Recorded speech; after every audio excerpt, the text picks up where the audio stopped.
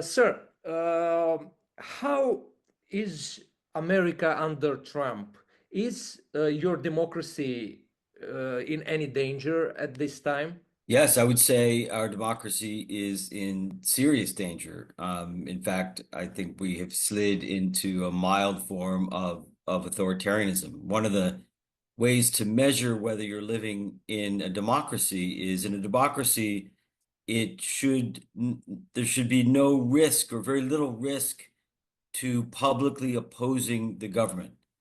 No citizen, no church leader, no university leader, no lawyer, no business leader, no NGO leader should fear government reprisals for speaking out against the government or opposing the government. And today, all of those officials are in fear of government reprisal. Journalists, media companies, business CEOs, university leaders, leaders of all sorts of civil society organizations fear government reprisal if they speak out or oppose the government. Now, they note they're not necessarily going to be killed or jailed or exiled, but they're facing various forms of legal investigations, tax investigations, government maneuvers that cost them business opportunities. People are paying a price now for opposing the government, and that's never been true across the board for American citizens before. So in just 2 months, we've slid across the line into some form of authoritarianism. Sir, what about check and balances mechanism? Is one of the greatest in the world in your constitution. We Americans love our system of checks and balances, and it is true that in many points in our history, our constitutional checks and balances have proven very effective. But consider the following. Donald Trump, as you all know, tried openly to overturn the results of an election in 2020. Accepting the results of an election is the cardinal rule of any democracy. You have to, if people don't accept defeat, you can't have a democracy. Trump tried to as president, tried to steal the election and instigated a violent insurrection to try to block a peaceful transfer of power. He, in effect, attempted a presidential coup. Despite that, the Congress did not use the tool, or could not, failed to use the tool of impeachment to convict him. The U.S. Senate could have convicted him and prevented him from running again. This is exactly what the tool of impeachment was created for, and it was not used. The courts derailed all of the legal proceedings against him, and in addition declared that he had immunity for all acts that he carries out as president. And then, so that's the courts and the Congress, and then the Republican Party, despite the fact that they knew that he had directly tried to overturn an election, nominated him almost unanimously for president. So our famous checks and balances, Congress, the courts, political parties, systematically failed to hold Donald Trump accountable.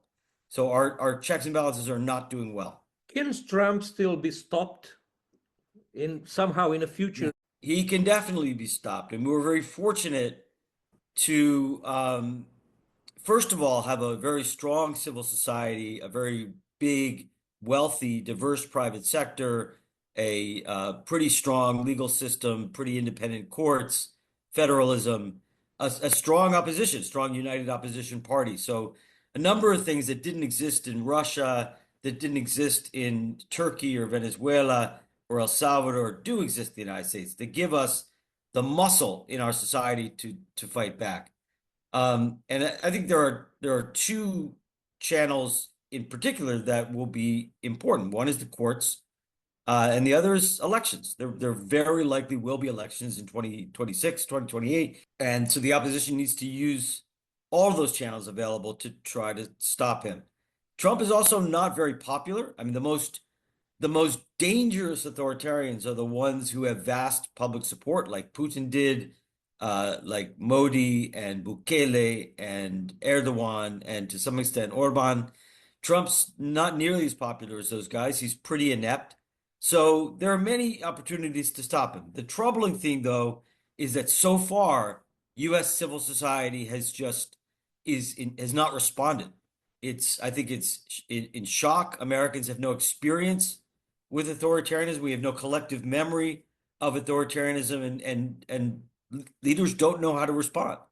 And they're very afraid. And individual civil society leaders are stepping back, stepping to the sideline, and silencing themselves rather than opposing the government.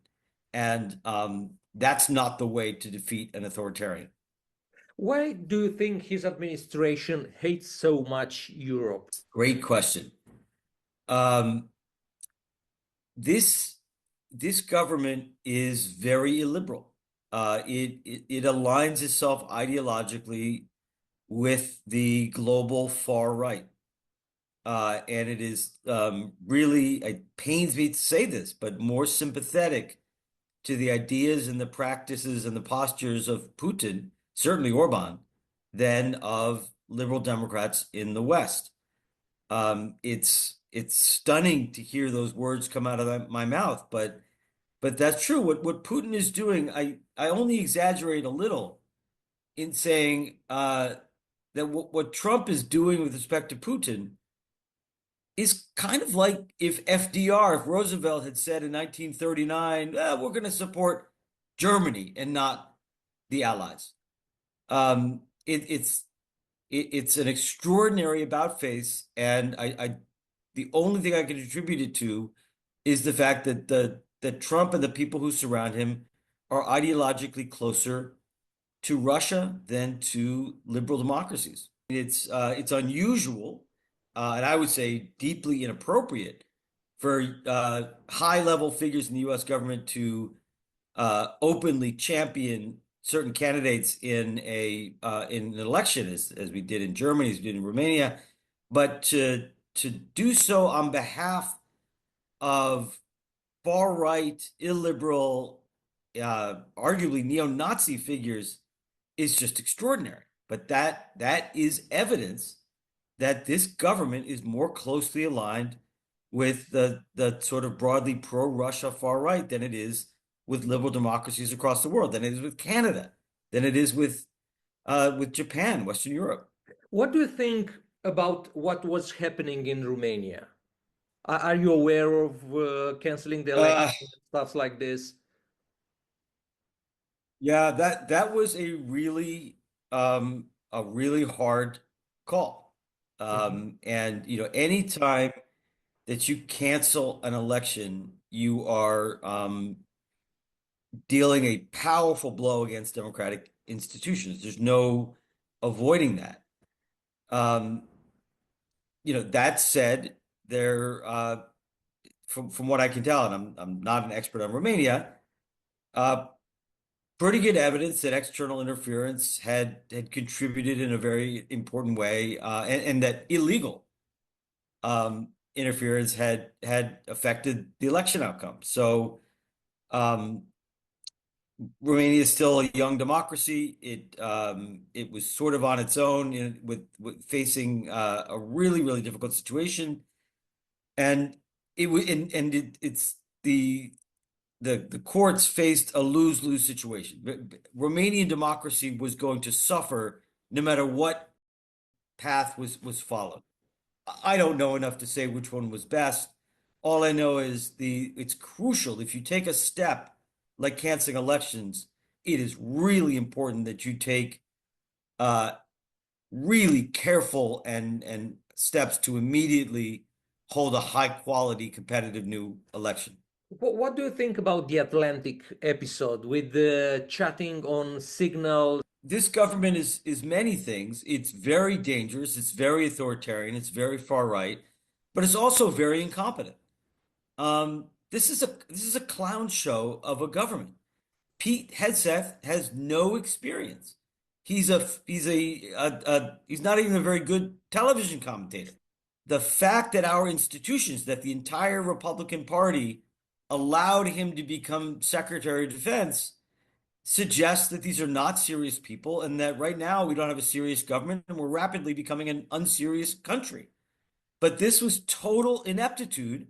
But you should expect total ineptitude when you make a clown the defense secretary. And my last question is regarding transatlantic connection. Do you think could be restored somehow in the future? It's really hard for me to say, in part because I'm not an expert in international relations, and political scientists are notoriously terrible about predicting the future. I think yes and no. I think that it's entirely possible that the U.S. will elect a minimally normal pro-Western government in 2028. That continues to be a possibility. Almost, certainly any leader of the Democratic Party, if they were elected president, would prioritize relations with Europe, with our friends. But I think it's now clear, or it should be clear, to every European that the relationship is never going to be the same again, that the Europeans cannot rely on the United States to be the hegemonic force in the liberal West. I mean, the liberal West, the United States for many, many decades, as you know, has been the dominant military, economic, and ideological force in the liberal West. And right now, the leader of the liberal West has just switched sides. And it can never again be a perfectly reliable, trusted partner. It may be back on, it may switch sides back, but Europe is going to have to reconfigure itself. It's going to have to find a new leader. It's going to have to lead itself. It's going to have to arm itself. And it's going to have to reposition itself for a world in which the United States may or may not be an ally.